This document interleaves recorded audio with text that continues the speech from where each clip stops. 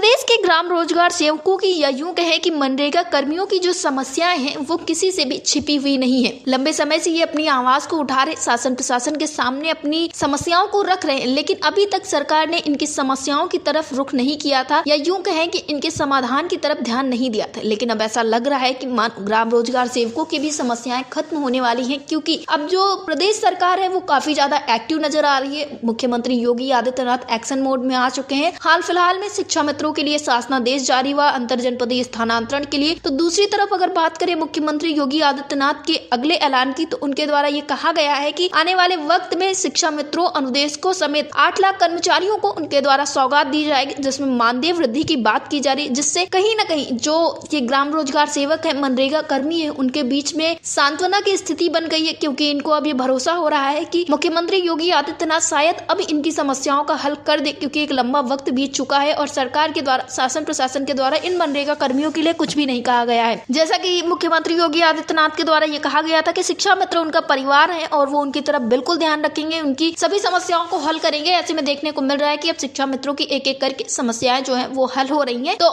ऐसे में मनरेगा कर्मी भी यही कह रहे हैं कि डिफेंस एक्सपो में उनसे भी मुख्यमंत्री योगी आदित्यनाथ ने वादा किया था, तो जरूर वो अपने वादे को निभाएंगे और 2025 जो है वो इन ग्राम रोजगार सेवकों के लिए खुशियों भरा होगा। फिलहाल इस वक्त में जितने भी संविदा कर्मी और आउटसोर्सिंग के कर्मचारी है, उनके बीच में खुशियों का माहौल है और वो इस वक्त का इंतजार कर रहे हैं कि जल्द से जल्द आदेश जारी हो, जिससे उनके जीवन में खुशियां आए। इस विषय पर ज्यादा जानकारी देते हुए प्रदेश अध्यक्ष भूपेश सिंह ने क्या कुछ कहा, आप भी सुनिए। भूपेश जी, आपका हमारे चैनल अटल टीवी पे बहुत बहुत स्वागत है।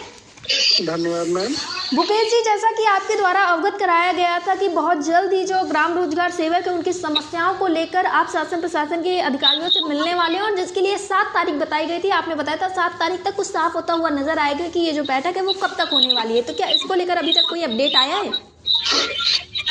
सबसे पहले अटल टीवी को और आपको बहुत बहुत धन्यवाद कि आप समय समय पे हम लोगों की आवाज हमारे कर्मचारियों तक और हम शासन प्रशासन तक पहुंचाते रहते हैं।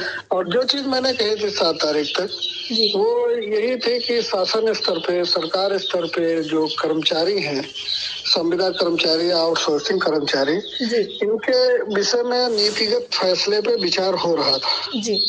इसीलिए मैंने आपको बोला था कि 7 तारीख तक ये खबर आ जाएगी। और पेपर के माध्यम से आपने देखा और सुना भी होगा कि 8 लाख से ज्यादा जो कर्मचारी हैं उनके विषय पे सरकार विचार कर रही है, जिसमें शिक्षा मित्र है, अनुदेशक है और विभिन्न विभागों में कार्यरत जो कर्मचारी हैं उनके मानदेय बढ़ोतरी से लेकर के कुछ अन्य चीजों पे विचार विमर्श चल रहा है, जिसमें ग्राम्य विकास भी है, परिवहन भी है, पंचायती राज भी है, शिक्षा विभाग भी है, तमाम विभाग हैं। उन सबसे प्रस्ताव मांगे गए हैं। हम लोग ग्राम्य विकास विभाग के अंतर्गत आते हैं।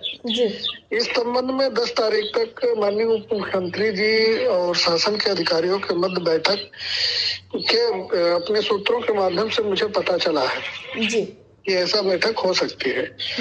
तो 10 तारीख के बाद हम देख लेते हैं, उसके बाद हम सरकार स्तर पर माननीय उप मुख्यमंत्री जी और विभागीय अधिकारियों से मिलेंगे और हमारा प्रयास रहेगा ये जो मानदेय बढ़ोतरी यानी जो भी चीजें हैं उन सब में ग्राम्य विकास के, मनरेगा के, ग्राम रोजगार सेवक से लेकर के जितने भी मनरेगा कर्मचारी हैं उन सबको भी सम्मिलित किया जाए।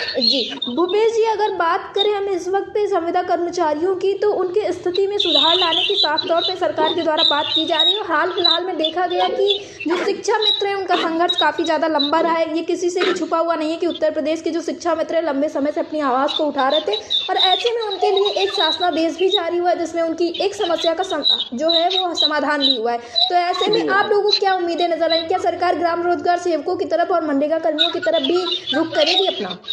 आपके चैनल के माध्यम से मैं शिक्षा मित्रों के भाई बहनों को बधाई दूंगा, विशेषकर बहनों को, जिनका जो शादी के बाद जिस स्थान पे जाते हैं वहाँ पर भी उनको ट्रांसफर करके वहाँ पर उनके जो निकटवर्ती स्कूल होगा उसमें नौकरी मिलेगी। और यह उपलब्धि हम लोग पिछले 1 साल 1.5 साल पहले ही पा चुके हैं, है ना, सरकार के द्वारा, शासन के द्वारा। हमारे ग्राम रोजगार सेवक जो महिलाएं हैं उनकी शादी हो जाती है जिस स्थान पे, वहाँ पे उनको नौकरी मिल जाती है। ये चीज अब शिक्षा मित्रों को मिली है तो शिक्षा मित्र बधाई के काबिल है, उनको मैं बहुत बहुत बधाई देता हूँ और सरकार को भी आपके चैनल के माध्यम से धन्यवाद देता हूँ कि कर्मचारियों की तरफ उन्होंने रुख किया है, तो बेहतर से बेहतर करें। और मेरी मांग तो सरकार से यही है कि जो पिछले 10 साल, 15 साल, 20 साल से जो लोग सरकार की सेवाएं दे रहे हैं, वो चाहे भारत सरकार की स्कीम हो या राज्य सरकार की स्कीम हो, उन सबकी HR पॉलिसी बनाई जाए, उन सबको नियमित वेतन दिया जाए।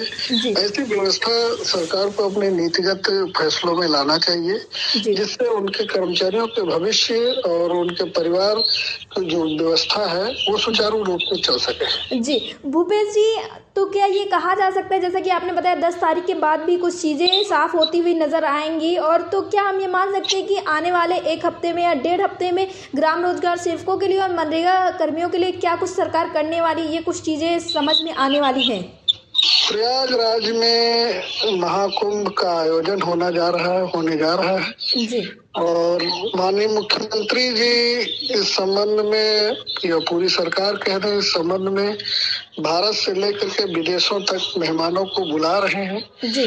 और माँ गंगा से मेरी प्रार्थना है आपके चैनल के माध्यम से कि माननीय मुख्यमंत्री जी ने अगर जो विचार किया है कर्मचारियों का भला करने के लिए, तो ग्राम रोजगार सेवक और मनरेगा कर्मचारियों को मैं माँ गंगा से प्रार्थना करूंगा कि माननीय मुख्यमंत्री जी की सुध में आए और बेहतर से बेहतर हम लोगों के लिए वो निर्णय ले सके। जी भूपेश जी, अटल टीवी से जुड़ने के लिए धन्यवाद। धन्यवाद।